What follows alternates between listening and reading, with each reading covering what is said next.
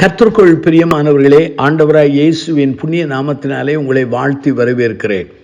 யாக்கோபு நிருபம் 1:19 வாசித்து பாருங்கள். ஆகையால் என் பிரியமான சகோதரரே, யாவரும் கேட்கிறதற்கு தீவிரமாகவும் பேசுகிறது பொறுமையாகவும் கோபிக்கிறதுக்கு தாமதமாயிருக்க கடவர்கள். கோபத்தை பல்வேறு வகையாய் பிரிக்கலாம். ஆனால் கோபம் என்பது நம்மை பாதிக்கிற ஒன்றாக காணப்படுகிறது. நியாயமான கோபம் என்று சொல்லலாம், பரிசுத்தமான கோபம் என்று சொல்லலாம். ஆனால் அநேக மக்களுடைய வாழ்க்கையிலே பெரும்பான்மையாக தீமைக்கு ஏதுவாக, பாவத்துக்கு ஏதுவான அல்லது பிறரை பாடுபடுத்துக்கு ஏதுவான கோபங்களாகத்தான் காணப்படுகிறது. இந்த யாக்கோபு நிருபமானது உண்மையாகவே நடைமுறை கிறிஸ்துவ வாழ்க்கைக்கு உரிய ஆலோசனைகள் அங்கு பதிவு செய்யப்பட்டிருக்கிறது. வேதாமத்தில் நீங்கள் வாசிப்பீர்கள் என்றால், வாரன் வெஸ்பி என்கிற ஒரு அருமையான பக்தன் இந்த புஸ்தகத்திற்கு பி மெச்சூர் என்று தலைப்பு வைத்து வியாக்கியானம் செய்திருக்கிறார்.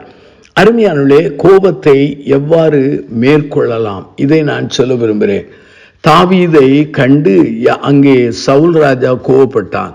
1 ராஜாக்கள் 18 நீங்கள் வாசித்து பாருங்கள். அவனுடைய கோபத்திற்கு, சவுலின் கோபத்திற்கு காரணம் என்ன? காரணமில்லாத கோபமாகும். 2வது, அவனுடைய கோபத்திற்கு காரணம் என்ன? நன்றி இல்லாத ஒரு தன்மையாகும். 3வது, அவனுடைய கோபத்துக்கு காரணம் என்ன? அவனுடைய கோபத்துக்கு காரணம் நேர்மையற்ற அந்த காரணமாகும்.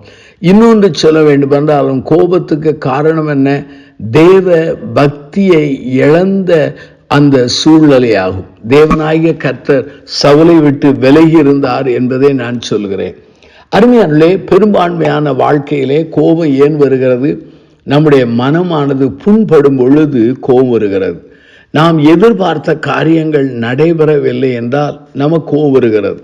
நாம் பலராலே பல்வேறு கோணங்களிலே நேரடியாகவோ மறைமுகமாகவோ நாம் மிரட்டப்படும் போது கோபங்கள் வந்து விடுகிறது.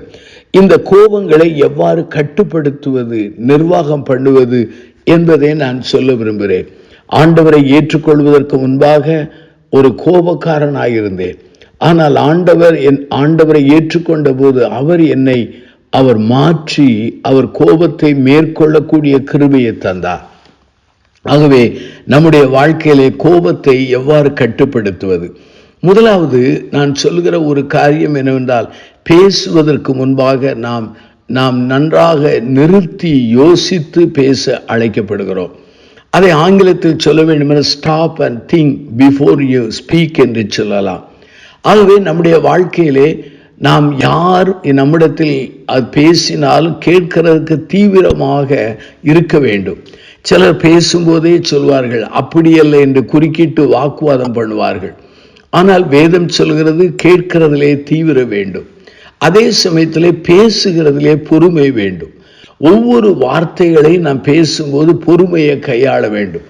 வாயிலிருந்து வெளிப்பட்ட வார்த்தைகளுக்காக மன்னிப்பு கோர முடியுமே தவிர அந்த வார்த்தைகளை வாய்க்குள்ளே நாம் போட முடியாது. ஆகவே பேசுக்கு பொறுமையாக இருக்க வேண்டும். கோபம் என்பது தாமதமாக இருக்க வேண்டும். ஆகவே நம்முடைய வாழ்க்கையிலே நாம் யோசிக்க அழைக்கப்படுகிறோம். அருமையானவர்களே, ஒரு வேகமாய் ஓடுகிற ஒரு குதிரையானது கோபத்தோடு பேசுகிற அந்த வார்த்தைகளை கவனிக்காது என்று சொல்லி ஒரு சீன பழமொழி உண்டு. அருமையானவர்களே, உண்மையாகவே கோபப்படுகிற மனிதனாலே யார் எதை சொன்னாலும் கேட்கிற அந்த சக்தி இருக்காது. அதே சமயத்திலே நம்முடைய வாழ்க்கையிலே நாம் கோபப்படுகிற அந்த சூழ்நிலையிலே நம் கண்ணோட்டத்தோடு அல்ல, நம்முடைய சுய கண்ணோட்டத்தோடு அல்ல, ஆண்டவரின் கண்ணோட்டத்தோடு அந்த சூழ்நிலைகளை கவனித்து மதிப்பிடும் பொழுது அந்த பிரச்சனைக்கு தீர்வு வந்து விடுகிறது. அருமையானே, நம்முடைய வாழ்க்கையிலே உண்மையாகவே யார் நம்மோடு கோபப்பட்டாலும் அல்ல கோபத்தை மூட்டினாலும் அந்த கோபப்படுகிறவர்களுடைய வார்த்தைகளை கவனிக்க அழைக்கப்படுகிறோம். சொந்த பலத்திலே கோபத்தை ஜெயிக்க முடியாது. சாந்த ரூபியான ஆண்டவராகிய இயேசு அண்டையிலே உங்களை அர்ப்பணித்து உங்களுடைய வாழ்க்கையை ஒப்பு கொடுத்து ஜெபத்தோடு, வேத வாசிப்போடு, தேவ சமூகத்திலே உபவாசத்தோடு, ஆவியானுடைய அருளுக்காக ஜெபித்து ஆவியானுடைய ஆளுகைக்குள்ளே நாம் வாழும் பொழுது இந்த கோபப்படுகிற அந்த நிலையிலிருந்து நாம் விடுவிக்கப்படுகிறோம். ஒரு தீர்மானம் செய்வோம், கோபப்பட மாட்டோம் என்று தேவ ஒத்தாசையினாலே தீர்மானம் செய்வோம். அதே சமயத்தில் பிறரை கோபம் மூட்டுகிற நடவடிக்கைகளில் இறங்காது இருப்போம் என்று தீர்மானிப்போம். ஜெபிப்போம். அன்பின் பிதாவே, பல சமயங்களிலே இந்த கோபங்கள் அநேகருடைய வாழ்க்கையை அழித்து கரைபடுத்தி நற்பெயரை கெடுத்து சமாதானத்தை குலைத்து விடுகிறது. இதை நாங்கள் எங்கள் அன்றாட வாழ்க்கையிலும் ஊழிய பாதையிலும் பார்க்கிறோம்.